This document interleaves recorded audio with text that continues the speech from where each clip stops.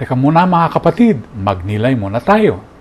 Pinutungan bilang hari si David ng Israel. Itinaas ng awit si Kristo bilang firstborn of creation. At sa Kalbaryo naman, bumulong ang isang condemned criminal. Jesus, alalahanin mo ako. At natagpuan ang totoong trono ng isang totoong hari na nakabayubay sa krus. Ito ang kakaibang trivia. Alam niyo po, si Haring Charles VI ng Pransya ay dumanas ng glass delusion. Ito po ay isang mental na kondisyon kung saan kinatatakutan niya ang mabasag, parang glass. Kaya't siya ay nagsusuot ng pinatibay na damit at umiiwas na mahawakan ng tao.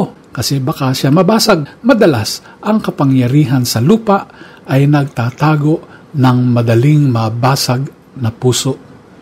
Kabaligtaran si Kristo na hari. Hindi niya binantayan ang sarili laban sa atin, ha?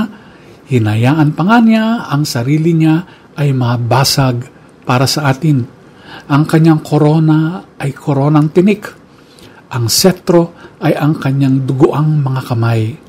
At ang kanyang korte, isang salarin at ilang matapang na kaibigan, kasama ang ating mahal na ina.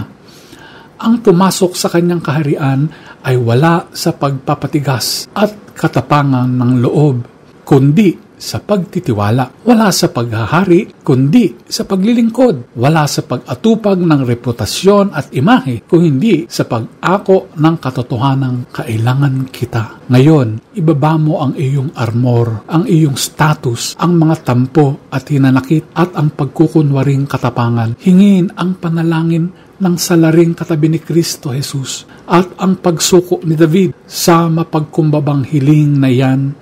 Tutugon ang hari.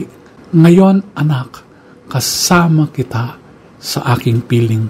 Pagnilayan po natin ito. Amen.